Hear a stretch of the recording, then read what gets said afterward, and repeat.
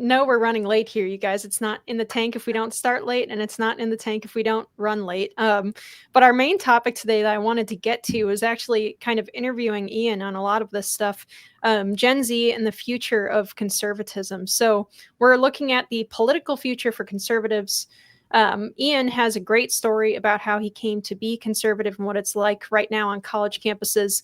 In the wake of Charlie Kirk's murder, there was chaos because, in truth, Charlie is irreplaceable as a leader in the young conservative space. Nobody, no single person has that affability and the suite of, genuine talent that Charlie Kirk had. It's going to be an insanely tough job to keep that momentum that Turning Point USA has built over the last decade. So I want to share this picture, though, from outside of the Charlie Kirk memorial service that was posted by End Wokeness on X. Andy, if we have that picture that was linked. Yeah, there we go. Okay. So this is from the waiting line outside of Charlie Kirk's memorial service. That's a lot of young people, and they're all motivated to show up to mourn a political figure. I think that this might be somewhat unprecedented. So I want you to tell us what you feel comfortable telling us, Eann. But I wanted to start with this question, which I already know the answer to, but I'm going to let you kind of give the story on it. Were you always conservative? No. So yeah, like I was born in a very I wouldn't say very, but like my mom's like Christian conservative, my dad's like a businessman, so also like lean right. And then really growing up, I never really had like a sense of like what is on the left and what is on the right. And then I was like political, I was like into history and stuff, but I wasn't so aware. And then what really introduced me to politics was when Andrew Yang he started running, right? And I saw like another Asian guy who's running for president, and then he's also Taiwanese like me actually. And then he has this like policy on UBI that we need to give everyone $1,000. And to put it quite frankly, well, like just like how I mentioned, he's Taiwanese, I'm Taiwanese. Human are tribalistic.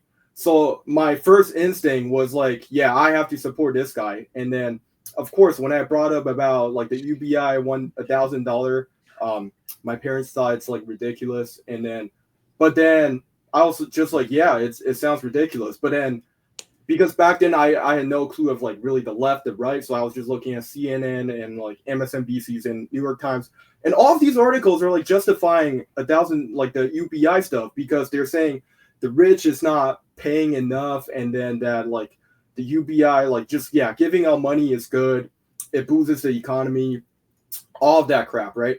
And then really it's like Bernie Sanders that jump on, and I saw like, and he's a populist. He's really good at. Bernie Sanders is the smartest capitalist out there because he knows how to manipulate the system without actually bringing the positive side of capitalism out. And then so he's the smartest capitalist out there. But I had no clue back then, right? I was the dumbest well, I was like the dumbest consumer. He's the smartest capitalist.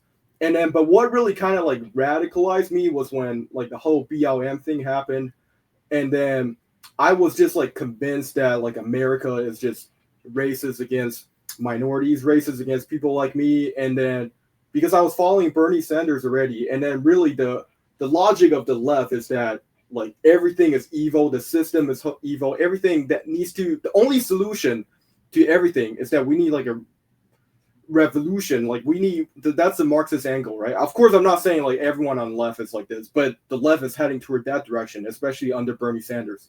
And then so that was like kind of like what I believe in. That was what my worldview was about. And then I remember, so like still remember this good guy, bad guy. I thought I was in a good guys team. I didn't know there's really left versus right. And then of course all of my teachers are like very liberal. And then just to give you guys the context, so I grew up in Taiwan, right? And then I went to in like a American accredited international school. So all of my teachers are basically Americans, but they are like far left Americans. Like there's a reason why they don't want to live in the US anymore. Like they hate America. So of course they like hate Trump, and then they're like very pro Bernie, and all of my classmates are also very left leaning. And then there's this issue that I brought up to my friends, which is the issue of abortion. It's not even the economics yet, right? And then basically, I just thought like protecting an innocent life in a womb would be a good guy's position. So I brought that out. And then all of my friends just all like flip out on me. Like they got so angry. Like for the first, that's like my first time hearing, how can you as a man tell a woman what to do with their body? That was my first time hearing of it. And I was so confused. And I was like, all right, chill. I'll be pro-choice. But then I was just so confused. And then I click on a Ben Shapiro video, and then that video was like my first introduction to like conservatism. It was like I had no clue how the pro-life argument can be defended this way. I had no clue how there are people who are like on the right doing activism like this. And that's when I get to Charlie Kirk. And then what really woke me up, especially with Charlie Kirk's argument, is that just because there's abuse in the system, just because there is fraud happening in the system, just because there are bad people in the system, doesn't mean the system is inherently bad, and doesn't mean that we have to tear down everything. And in fact, if we go toward that goal, it's extremely dangerous. And then it has tried in like so many countries already. And then just like me being like a Taiwanese, I'm in Taiwan right now. Our greatest enemy is the biggest socialist state in the world. Of course, you're going to get people saying, "Oh, it's not socialism." But it's communism. It's communism. You're getting there, right? Like, and then that was such a wake up call because my worldview has completely been shattered. And then, so that's really how I became conservative. Eann, I got a question for you. So I've got a sister who we adopted from China, and she came here when she was about 10 years old, and now she's about 25. She's been here about 15 years, and she's a little bit older than you, but unfortunately she has been indoctrinated by her friends and culture and social media and all that stuff. But I want to ask you something.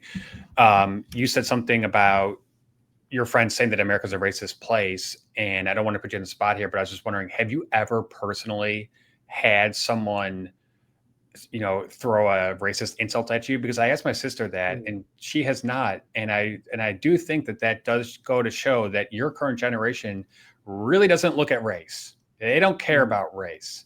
They care more about like, who you are inside. So if you could just answer that. Yeah, for sure. Like as someone like, and then the story later to the clip you see previously of me thanking Charlie Kirk was me establishing a turning point chapter on my campus, right? So I was like really involved with these conservative events, and a lot of times I go to these conservative events, like basically everyone's like white, just like this panel. Like I'm like one of the only few minorities there, right? But I have never felt like in any sort of way that I am ostracized. I am like I'm being hated on, even though people like Destiny Hassan will call the events I go to like Nazi rally, but Nazi rally, and then they allow an Asian there.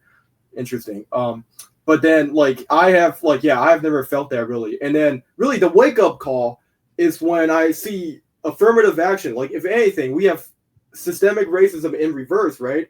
And then not just that, I saw a news on how like Washington D.C. has characterized Asians as whites just because Asians do on average do better in school on standardized tests, and then are like wealthier, and then that's like the most racist thing I've ever seen. So really, and I want to add something is that like as the only non-white person here, I can say this, like, you know how like the media like to frame the whole Charlie Kirk murder as like white on white crime?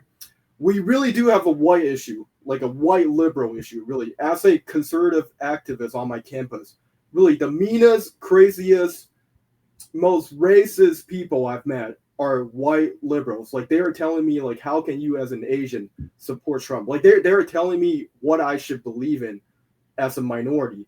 And really, I think it goes back to how, this is my opinion, like I think a lot of white people have abandoned the traditional Christian moral values that this country is built on.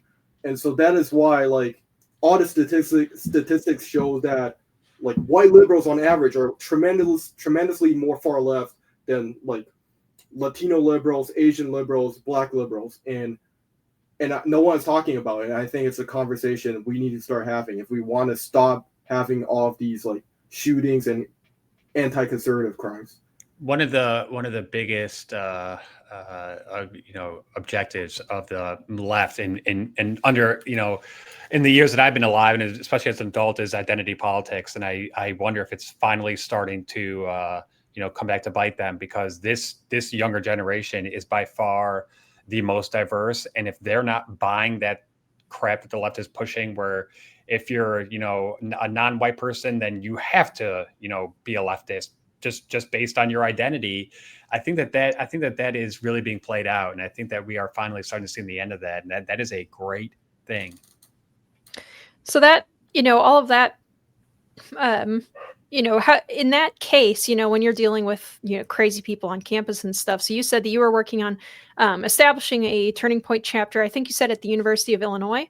Mm-hmm. So I'm curious, since you were in a like post-COVID university system. So what was it like then trying to build a conservative, culture on campus there, especially in Illinois, which is obviously not the most conservative place in the world? Yeah, so before I started my Turning Point chapter, there's like already YAF and all the other conservative groups, right? And then really, before I really started anything, all of these conservative groups are just basically like a social club or like a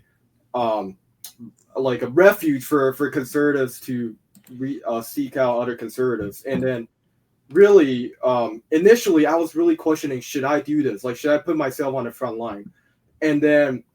But then I just thought to myself, yeah, there's probably so many more people out there like me who had really no clue of how crazy left-wing politics has become, and who only had a clue of like good guys versus bad guys, right?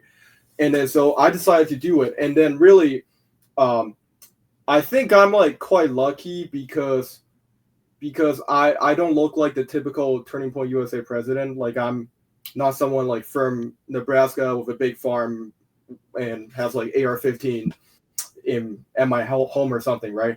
And then I grew up in Taiwan, so even though I am American, a very proud American, but then so in school everywhere, I just tell people, yeah, I'm from Taiwan, and then they probably won't assume much. They won't assume like someone from Taiwan is the biggest conservative activist on our campus.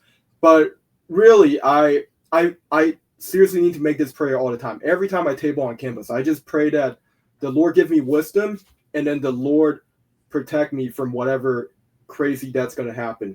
And I really thank God that nothing crazy has gone down. But seriously, you would get people coming up onto your table and throw all of your things on the ground and just say like, F you, you guys are a bunch of like piece of crap, blah, blah, blah. And then, of course, not everyone is like that, but a lot of people talking about the murder of Charlie Kirk, there's literally people who come up to me saying it like, how can, like, we should like Charlie Kirk, right?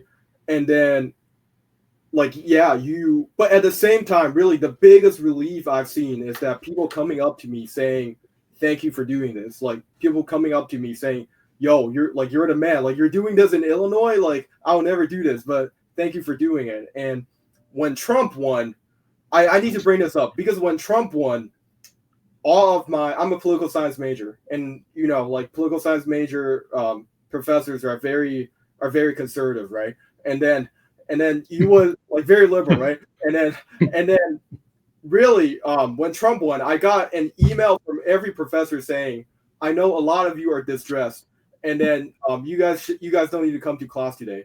And then I'll be honest with you, a lot of times I'm the type of person that skip class, or there's something called an iClicker, basically how we take attendance, and I'll do that from my bedroom so that I don't need to go to class. But then when I saw that email, I was like, I have to go to class, even if attendance is optional. And really, the whole class is such a group therapy session. Really, you get all of these like people freaking out, asking the craziest question, like, yeah, like, is Trump gonna put me in jail for visiting Planned Parenthood or something like that? And then my conservative friends and I, we're just in the back enjoying all of this. As I've said, I think I'm extremely lucky that I didn't have to go through like, the 2015 era, the COVID era. I went through the era where Trump became president and where conservatism is really on the rise. So I felt like extremely lucky, especially the fact that I've never been into any crazy situations where like I get hurt or anything, but of course there's a bunch of nasty people out there, and then if the left wants to say that I'm playing victim, whatever. Like, unlike you guys, I'm not asking for reparations, right? I'm actually thankful that it happened because it made me a tougher person. Like, as Charlie Kirk said, we know that Gen Z are going to become more conservatives because conservatives, Gen Zs, are way tougher than Gen Z liberals. And then one more thing to add is that I need to show this because I actually become way more conservative when I fully accepted my Lord and Savior Jesus Christ into my heart in college. And then like, of course, going into college as a young man, there's you will have like a lot of evil intentions that you want to do, like first time your parents are not around, but really God has rescued me. I just become like, I'm probably on the far right now, but all that means is that I'm just a Catholic. Eann, I like where you've gone with this discussion, and I'd like to ask you a question. Do you think it possible or likely or somewhere in between that had there not been Turning Point America, that you would have found your way into the right anyway? I think eventually I'm going to make my way to the right. Like, I always try to be like open-minded. Like, I'll say, like, my ideologies now have changed a lot, even since when I was like first conservative, and then I try to like learn more as I can. But then I would say though, like, I don't think I'll really be involved in any conservative politics at all if it weren't for Turning Point, if it weren't for the platform I had. And then, like, I even made it to Fox News at one point, and it was all because of Turning Point. And really, I still can't believe, like, saying this now, I still can't believe Charlie Kirk is gone. But the day that he got shot, the day he passed away, I straight up went to church because I can't focus at all. And thank you, Jim and Andy, for letting me to take my day off. I went to church because I can't even do work at all. I was in such shock. But then I made this prayer to God, saying that, Lord, I don't need anything Charlie Kirk has. I know he has a beautiful wife, family. He has so many money. Like, he has so much money. Extremely successful guy. I don't need anything he has, but just make me a vessel of yours. Make me someone that you will use Charlie Kirk for. And yeah, that has, like, Charlie Kirk's death has radicalized me in a lot more ways, because now that I know it's not just like a simple left versus right, like, we are really dealing with spiritual evils, right? And as Jim, I remember, mentioned a Bible verse, we do not wrestle with flesh and blood, but spirits and principalities. And a lot of these left-wing people, like, they seriously need Jesus. And then really coming closer to God has actually let me get rid of my hatred in my heart. Like, in the past, I would like want vengeance against these people, but really, I see a lot of times, I see these people just like me in the past. And then sometimes I'm not even any better. I'm still a sinner, right? Thank you so much for that, Eann. We're running over, but I want to keep this going a little bit. If you guys are all okay with it, we have so much to talk about. We have to ask Eann. It's past 2 a.m. in Taiwan right now, isn't it? I am having so much fun. Like, I can do this until 2 p.m. Like, yeah. All right. Well, okay. So I have this. So it's funny to hear that basically nothing changed at all between your college experience and when I left college. I also was in college during an election of Donald Trump. And when I got to campus that day in Wyoming, and it was a more conservative campus than most places. Of course, anything having to do with like the student government was super liberal.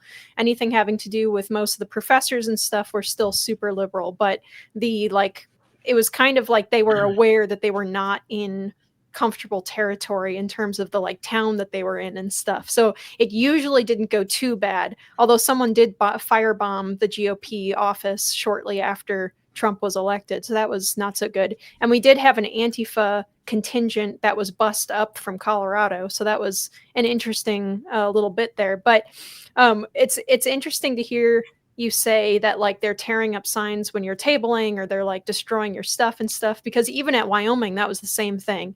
You know, you sat down with college Republicans gear to try to get new members and whatnot. And some crazy lefty would come over and like tear your signs up or kick over your cardboard cutout of Trump or whatever it is.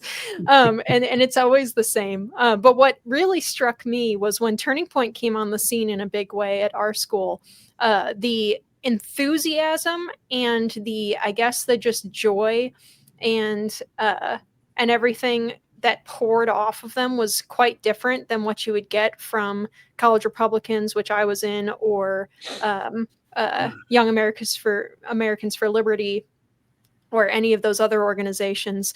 We all were a little bit more cynical and quite a bit more reserved.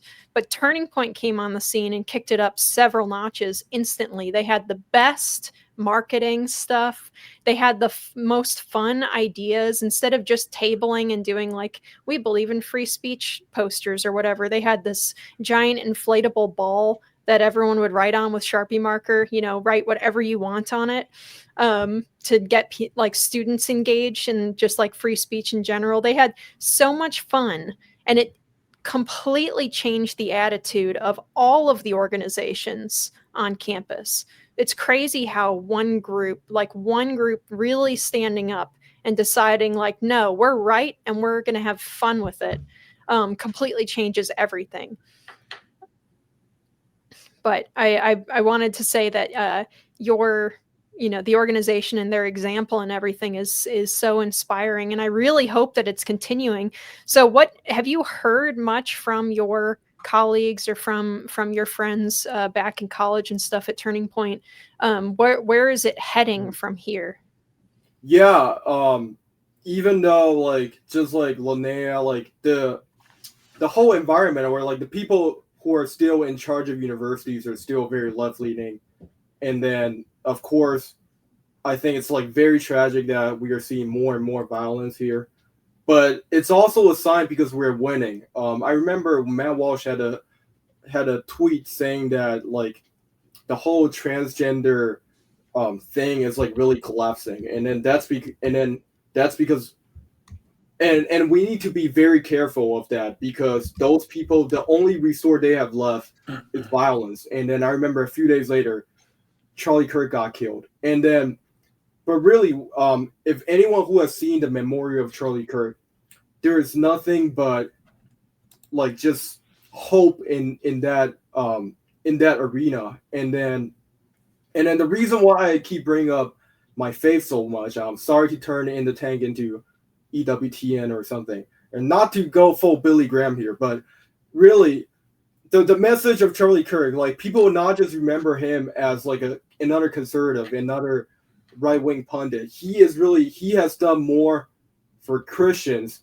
than anyone I can really think of, than any Catholics. As a Catholic, like he's not a Catholic, right? But he's done more to bring people to a church than really any Catholics. And then I think it's really important to note that, like, as Christians, the reason why I keep stressing my faith so much is because our reward is not on earth, our reward is in heaven. And to like a lot of people who might be afraid of speaking up, like my biggest encouragement to you is that like we are in such good times already. Like we weren't in times like 2012 or 2018 where like liberalism was really the dominant culture. Like we are in times where we are seeing record level of church attendance. We are seeing like really just record level of conservative. This is the most conservative generation in 50 years. And then beyond just conservatism, like they talk about how culture dominates politics. And I'll add one more to that. Like religion really dominates culture. And then we are really seeing a revival of Christians. And then for my Turning Point chapter, when I started the Instagram account for my Turning Point chapter, we were at like 200 followers for the longest of time. All the liberal, like YDSA, like Democrats, they had like over 1,000 followers. But just now, like our Instagram account has like surpassed both of them. We are like the biggest political student organization account. We are at like 2,500 or something, like almost basically 1,000 more than the liberal accounts. So really, we are like we need to be hopeful right now, and then be hopeful in the sense that not just like wait and expect things to go all well in your way, like everything's sunshine and rainbow. No, In fact, everything is going to be more tornado and tsunami. But then it's all okay because even if we don't have anyone, we have God, right? And then really this generation, I've met so many of my friends who not just went from liberal to conservatives, but also like me, who really started going to church and became Christian, became Catholics, and yeah, I just can't thank God enough. And then really Charlie Kirk, without him, I could not see any of this being possible at all. I want to get to Jim here for a second. I think he has some commentary he wanted to get in. Yeah. I mean, I just wanted to first of all congratulate Eann for his courage. I mean, it used to be that you, as a young person, you had to have the courage to lose friends or not be seen as cool, or maybe pay a social cost for countering the liberal orthodoxy on everything and all the cool opinions. So, but now being a conservative as a young person on a college campus, you could pay with your life for that, literally. I mean, it just happened 2 weeks ago. So it takes physical courage to be a conservative now, not just moral courage. And second, Linnea, you mentioned how at the University of Wyoming, you said the college Republican office was, assaulted or attacked or something? Or yeah, someone threw a Molotov cocktail into our GOP office downtown. Yeah, right. Yeah. So in Laramie, Wyoming. Yeah. And, so this also points out, and that was, like you said, that was almost a decade ago. This points out the absolute lie that both sides are engaging in political violence in this country. And that's why it really triggers me so much. I mean, this has been going back for literally decades. Ann Coulter tried to give a speech at UC Berkeley, and a freaking riot broke out, and she had to be, spirited away by the police to protect her physical safety. Riley Gaines went to give a speech at a university, I forget which one, and she had to be, again, spirited away by police and locked into a room where the radical leftists were pounding on it. They wanted her blood. This was, a year ago? Ben Shapiro, this happens to him. I know Eann follows him. This happens to him when he tries to speak on college campuses. Michael Knowles, another person from the Daily Wire, he gave a talk at my alma mater, University of Pittsburgh, which is why I will never, ever, ever give Pitt a dime of money as an alumni, because Michael Knowles gave a speech there. There was a physical assault on him, trying to prevent him from speaking. A campus cop was severely injured in this attack. And these things go on and on and on. This is not a both sides thing. Everybody knows it.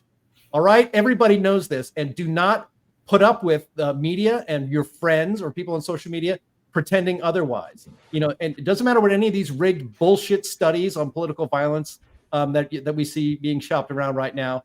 We know what we see with our own eyes. We know our own lived experience, as the left likes to say, what is going on in this country. And what is going on in this country is that radical leftists who are now, for the first time in decades, starting to understand what it's like to not have complete power over the culture, the politics, the media, and everything. And they are freaking out, and they are being triggered to commit real acts of violence and even kill people who disagree with them, because they cannot deal with the idea that the majority of this country doesn't want them controlling every freaking thing in our society anymore. So Eann, again, I congratulate you. I admire your courage and your journey, and to talk about it publicly on this podcast, because it unfortunately really does take physical courage like it's never taken it before to be an out loud speaking conservative in this country, especially if you're a young person and happen to come across a college campus. At the Heartland Institute, we don't really dive much into religious, stuff. But, as a student of history, the founding fathers knew that virtue was an essential trait for a country to flourish. And, the Judeo-Christian values that the country was founded upon have been disregarded for a very long time. And I'm not here to say that one religion or one sect has it all right or anything, but I am very glad to see this spiritual reawakening that's happening, especially in young people, because it gives them a reason for being. It gives them, something to fight for. It gives them something that's greater than themselves. It helps them to reject the leftist crap like, envy and jealousy and all that kind of stuff. The United States was founded on Judeo-Christian values. Individual freedom, liberty, and all that stuff is virtuous. The opposite of it, in which the ends justify the means, and the good, the good of the society trumps the good of the person, that's immoral. That's not virtuous. So I am very glad to see that people in Eann's cohort are starting to make that connection here, because there is a connection between virtue and liberty and dignity and working hard and all those kinds of stuff. And the left, I don't like to make this so much of a cultural thing, but a lot of the views that they espouse, especially in the modern iteration of them, it's not based on virtue. It's based on hatred. It's based on evil. It's based on wickedness. So, I know that there's a fine line between public policy and spirituality and all that kind of stuff. But as the founders said, and as many wise men throughout history have said, those two things are intertwined, and it's just very good to see that connection is looks like it's being refastened here. Sam, I want to get to your thoughts on this before we slowly start to close out.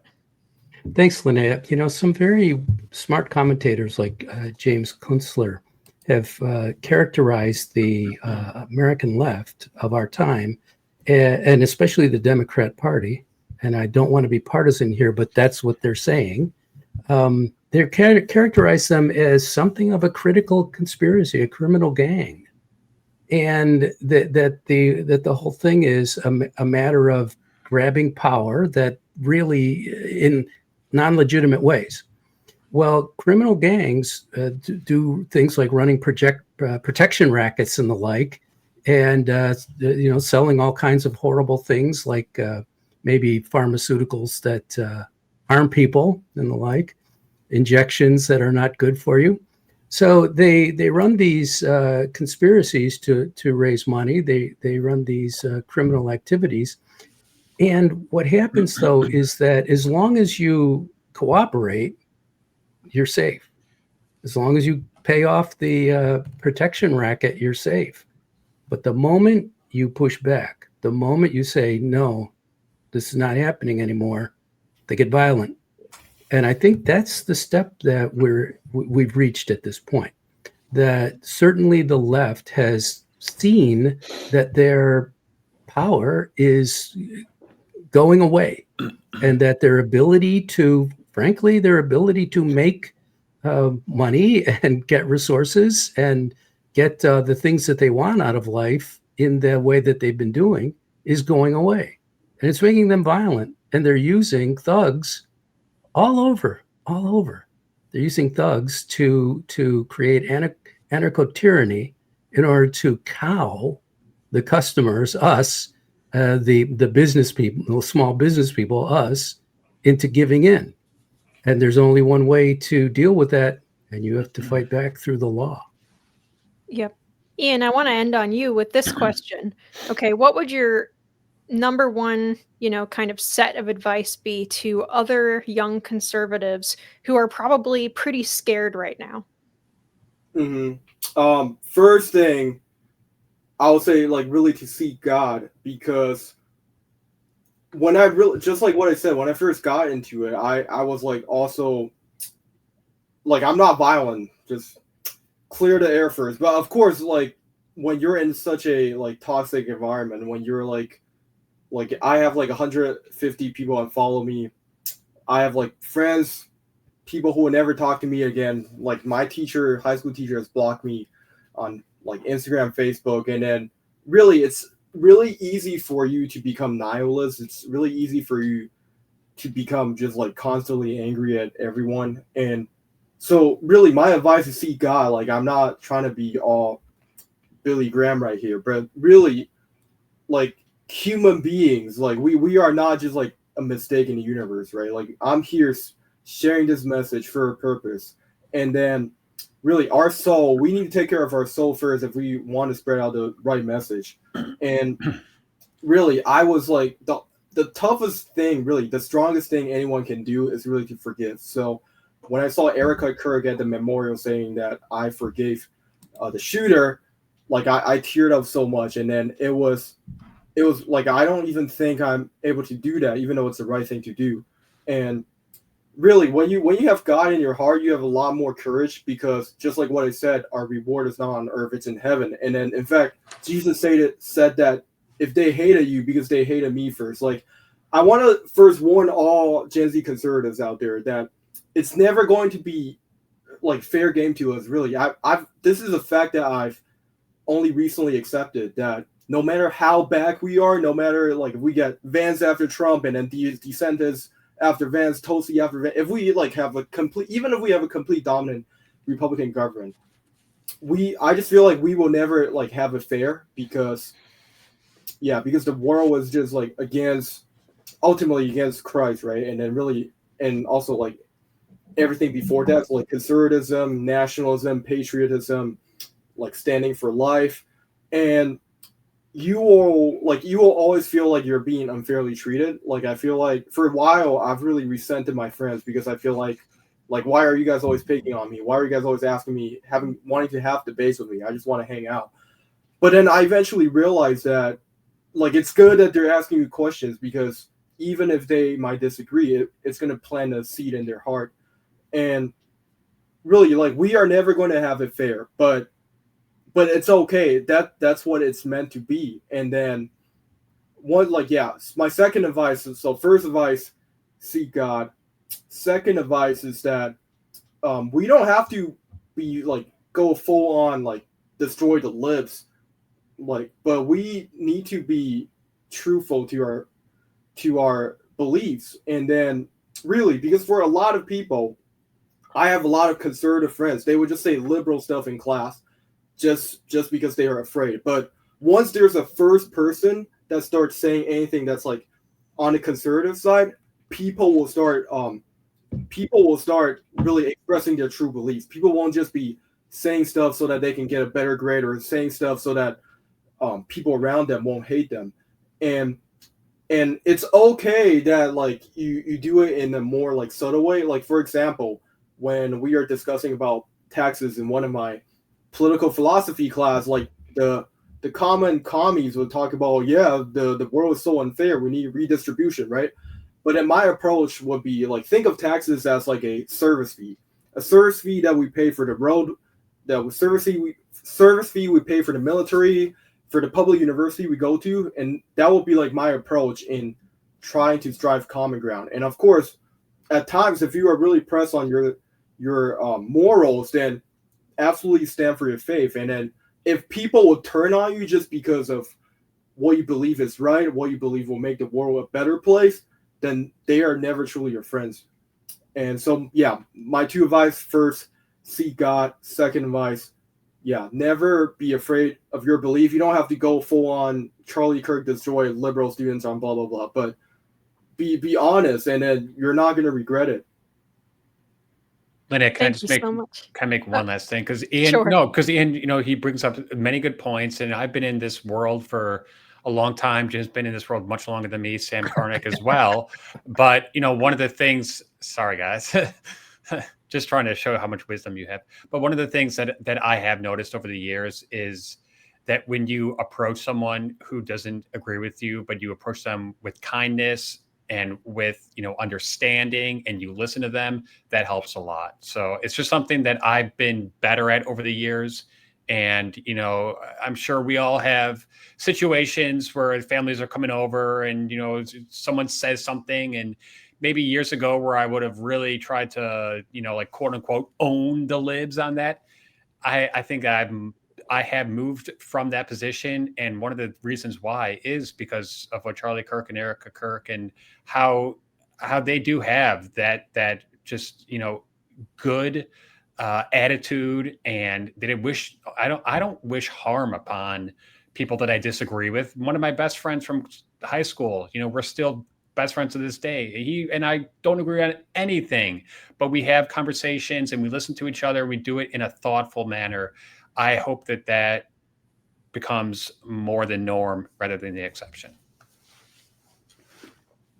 Thank you, guys. I think that's all we got for today, after going 44 minutes over. But I think it was all worth it. I don't think that we wasted a single minute here. Thank you guys so much for being here.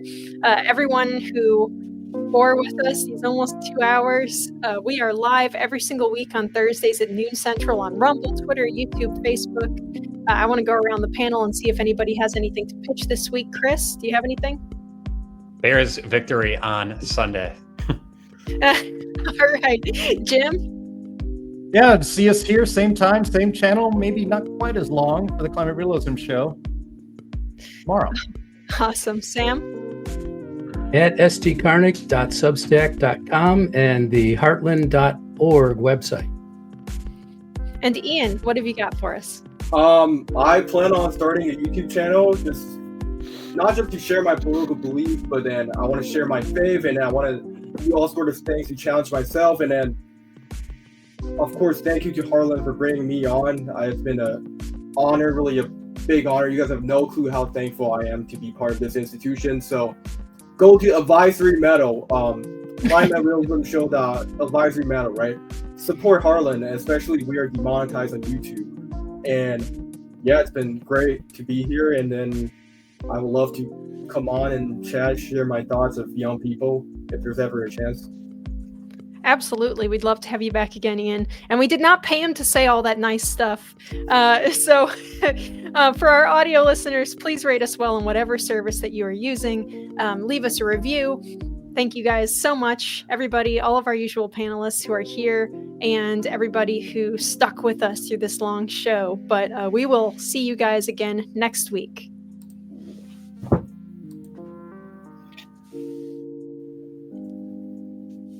Having a little bit of trouble.